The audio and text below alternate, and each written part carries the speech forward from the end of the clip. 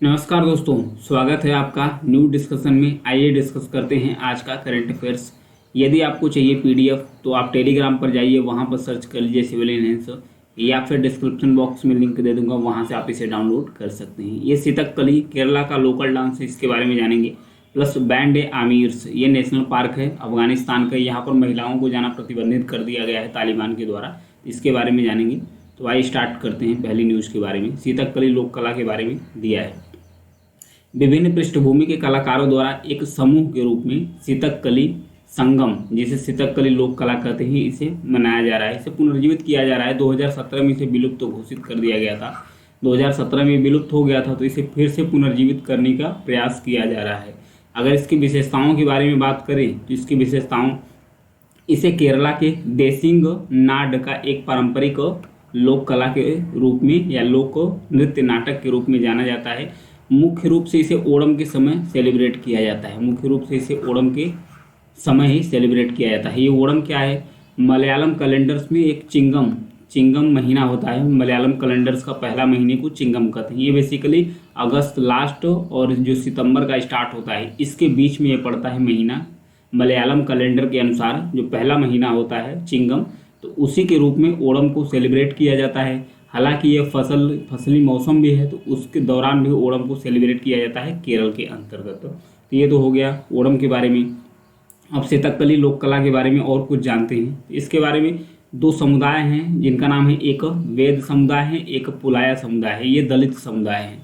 कौन से समुदाय हैं? दलित समुदाय हैं। इन समुदायों द्वारा इसे प्रस्तुत किया जाता है, जो सितकली लोक कला फोक डांस है, इनके द्वारा प्रस्तुत किया जाता है। इसमें दिखाया क्या जाता है, स्टोरी क्या होती है, इसकी कथा क्या होती है।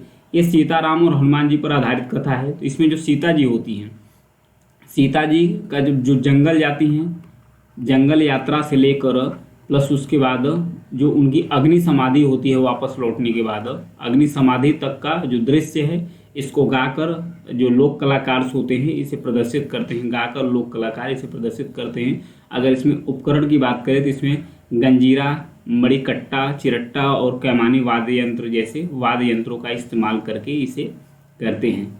इसमें चरित्र समूह किसका है? सीता, राम, लक्ष्मण, रावण और हनुमान जैसे प्रमुख पात्र इसमें शामिल होते हैं इसको सेलिब्रेट करने के लिए। तो ये केरला का है, तो इसे याद रखिएगा। आगे बढ़ेंगे।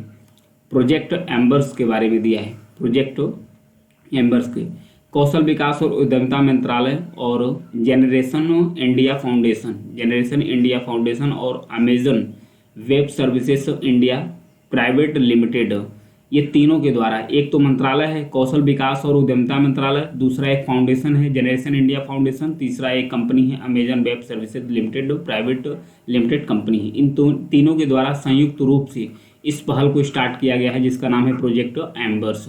इसका लक्ष्य क्या है? इसका लक्ष्य यही है कि 1500 शिक्षार्थियों को प्रशिक्षण प्रदान करना क्लाउड से संबंधित, क्लाउड स्किल मतलब बादल से संबंधित कौशल उन्हें प्रदान करना। बादलों से संबंधित इन्हें कौशल प्रदान करने के लिए प्रोजेक्ट एम्बर स्टार्ट किया गया है। किसके द्वारा स्टार्ट किया गया है ये मैं बताया। इस परियोजनाओं को वित्त पोषित कौन कर रहा है? इसमें तो एक तो मंत्रालय है जो कौशल विकास और उद्यमिता मंत्रालय है, प्लस उसके बाद जो जिसे कहते हैं वॉलंटियर्स, यानी कि जो निजी परोपकार होते हैं उनके द्वारा। मतलब एक तो कौशल विकास मंत्रालय हो गया, एक जो निजी परोपकार है, दोनों के द्वारा इसको फंडिंग किया जाता है। तो उनके सह अस्तित्व से जो वित्त पोषित होता है, उसके द्वारा प्रोजेक्ट एम्बर का जो कौशल प्रदान किया जा रहा है 1500 शिक्षार्थियों को पहले दिया जा रहा है। इसका लक्ष्य रखा गया है 30,000। इसका लक्ष्य रखा गया है 30,000 जो युवा हैं उनको प्रशिक्षित करना। इस 30,000 में जो 50% है इसमें महिला प्रशिक्षु शामिल होंगे। इसमें महिला प्रशिक्षु को शामिल किया जाएगा। तो ये था इसके बारे में, प्रोजेक्ट एम्बर्स के बारे में। आगे बढ़ेंगे। भारत के पक्षियों का राज्य रिपोर्ट्स 2023 जारी किया गया है, इसके बारे में जानेंगे। तो इसमें भारत के पक्षियों की स्थिति के बारे में दिया है। तो इससे पता चला है कि देश भर का जो अधिकांश पक्षी प्रजाति हैं उसमें व्यापक रूप से गिरावट आई है। व्यापक रूप से जो गिरावट आई है पक्षियों में, इसका रीज़न, तो रीज़न इसका साफ है। इस पर क्वेश्चन बन जाते हैं कि पक्षियों में जो गिरावट आई है तो क्या रीजन है? तो जलवायु परिवर्तन, क्लाइमेट चेंज, प्लस जो शहरीकरण लगातार हो रहा है, उससे भी पक्षियों की आबादी में गिरावट आ रही है प्रजातियों में।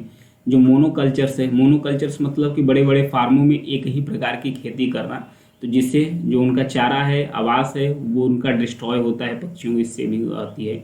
ऊर्जा और संरचना, मतलब जो भी इंफ्रास्ट्रक्चर डेवलप किए जा रहे हैं जैसे सोलर हो गए, प्लस उसके बाद जो तार लगाए जा रहे हैं, थर्मल पावर प्लांट्स, टावर लगाए जा रहे हैं, जो लगाए जा रहे हैं, इनसे भी पक्षियों को क्षति होती है।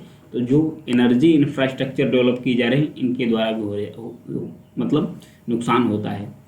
तो सबसे ज़्यादा जिस पक्षियों का गिरावट हुई है उनके बारे में जानेंगे। रैप्टर्स है, प्रवासी समुद्री पक्षी हैं, बत्तख हैं, इनमें सबसे ज़्यादा गिरावट देखने को मिली है। हालांकि कुछ पक्षियों की जो प्रजातियां हैं उनमें बढ़ोतरी भी मिली है, जिनमें भारतीय मोर है, राग कबूतर है, एशियाई कोयल है, हाउस क्रो है, इन सब में बहुत ही मात्रा में, मतलब ठीक ठाक मात्रा में वृद्धि देखने को मिली है। फिर बताया जा रहा है कि जो 30,000 पक्षी दर्शकों का डेटा है उस पर आधारित आकलन किया गया। तो आकलन से यह पता चला कि जो 338 प्रजातियां हैं, 338 पक्षियों की जो प्रजातियां हैं, इसमें से जो 60% है, 380 में से 60% में गिरावट दर्ज की गई, जबकि 36 है, इसमें से 338 में से ओनली 36 है, 36 प्रजातियों में वृद्धि भी देखने को मिली। इसके और भी कुछ कारण है जिनकी वजह से इनका हरासमेंट हो रहा है। आर्द्र भूमि और वर्षा वन है, उनका जो निवास स्थान है उसको समापन हो रहा है, उसकी कटाई हो रही है, बड़ी बड़ी बिल्डिंगें, रोड बन रही है, वो भी हो रहा है। यूरेशिया और आर्कटिक जैसे लंबी दूरी के प्रवासी पक्षियों की संख्या में उल्लेखनीय गिरावट आई है, जबकि निवासी प्रजातियां अधिक स्थिर बनी हुई, मतलब जो मूल निवासी है वो तो बनी हुई है, लेकिन जो प्रवासी पक्षी हैं उसमें अधिक गिरावट देखने को मिली है। इस पर खासा इस रिपोर्ट में सबसे ज़्यादा जोर दिया गया है जो पश्चिमी घाट भारत का है और श्रीलंका का जो जैव विविधता हॉटस्पॉट है उस पर ज़्यादा फोकस किया गया है। आइए आगे बढ़ेंगे। चीन और भूटान सीमा विवाद से संबंधित है, तो इसके बारे में देखेंगे। चीन और भूटान ने अपने जो विवादित सीमा विवाद है उसको, इस मुद्दे को सुलझाने के लिए दोनों तेजी से बात कर रहे हैं, चाइना और उसके बीच में। हालांकि जो LAC है, LAC line of actual control, इस पर भारत और चीन के बीच में विवाद है। तो इस विवाद को देखते हुए चीन सोच रहा है, चीन भूटान के कई सारे क्षेत्रों पर भी दावा करता है, तो चीन सोच रहा है कि भारत से विवाद चल ही रहा है तो फिर पहले जो भूटान से संबंधित विवाद है उसको निपटा लिया जाए। तो इस जिस लोकेशन पर विवाद है यहाँ पर उस क्षेत्र में देखेंगे डोकलाम पर भी है, यहाँ पर डोकलाम पर भी विवाद है। चाइना भूटान, यहाँ पर भारत से भी विवाद है डोकलाम पर। प्लस उसके बाद यहाँ पर आइए, ये है बायूज एरिया है जिसे बेयूल खेन पंग भी बोलते हैं, इस रीजन में भी है। फिर उसके बाद मेनचुमा एरिया जो वैली है, मेनचुमा वैली, यहाँ पर देखिए छोटी सी एरी वैली है जिसका नाम है मेनचुमा वैलीज, यहाँ पर भी विवाद है चीन और भूटान के बीच में। और फिर जो है सक्टेंग है एरिया, यहाँ पर है सक्टेंग एरिया, यहाँ पर भी चीन भूटान के बीच में विवाद है। ये लोकेशन काफ़ी इंपॉर्टेंट है, इससे संबंधित क्वेश्चन पूछ जाएगा। अब सक्टेंग के बारे में पूछ देगा कि जो सक्टेंग है सीमा विवादित एरिया है, ये किन किन देशों के बीच में है, तो चीन और भूटान के बीच में। तो ऐसे संबंधित क्वेश्चन पूछ सकता है। आगे बढ़ेंगे। आगे बैंड आमिर नेशनल पार्क के बारे में दिया है, तो ये देखिए बैंड आमिर नेशनल पार्क है।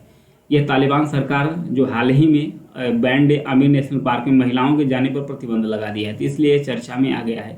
तो पहले अफगानिस्तान का जो लोकेशन है इसको देख लेते हैं। अफगानिस्तान का लोकेशन क्वेश्चन पूछ देता है कि कौन सा ऐसा देश है जो अफगानिस्तान से बाउंड्री शेयर नहीं करता है, ऐसे क्वेश्चन कई बार पूछे गए हैं। तो इसके अगल बगल जो कंट्री है उसके बारे में देखेंगे। यहाँ पर देखिए तुर्कमेनिस्तान भी इससे बॉर्डर शेयर करता है, उज्बेकिस्तान भी करता है, प्लस तजाकिस्तान करता है, यहाँ पाकिस्तान करता है, पाकिस्तान के साथ साथ यहाँ पर ईरान भी इससे बॉर्डर शेयर करता है अफगानिस्तान से। तो इससे संबंधित और भी फैक्ट देखेंगे। इस किस लोकेशन पर स्थित है अफगानिस्तान में इस पार्क को, इसके बारे में जानेंगे।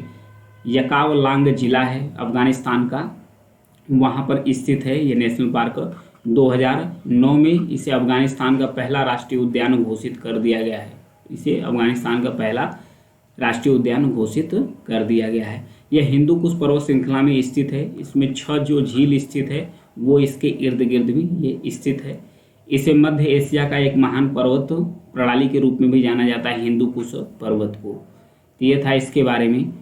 और उसके बारे में कुछ और देखेंगे तो यहाँ पर पर्यटन आते हैं, हजारों अफगान और तीर्थयात्री इसका दौरा भी करते हैं। अफगानिस्तान का इसे ग्रैंड कैनियंस के रूप में भी जाना जाता है। जब से तालिबान सत्ता में आई है, तो देश भर में जो सुरक्षा है उसका कारण काफ़ी बिगड़ चुका है। अगर उसमें वन्य जीव प्रजातियों की बात करें तो जंगली बकरियां हैं, जंगली भेड़ हैं और उसके बाद लोमड़ी है, मछली पक्षी वो सब यहाँ पर रहती है। तो लोकेशन इंपॉर्टेंट है। तो आज के लिए इतना ही है। जानकारी पसंद आए तो चैनल को सब्सक्राइब जरूर कीजिएगा, लाइक और शेयर भी करते रहिए। Thank you.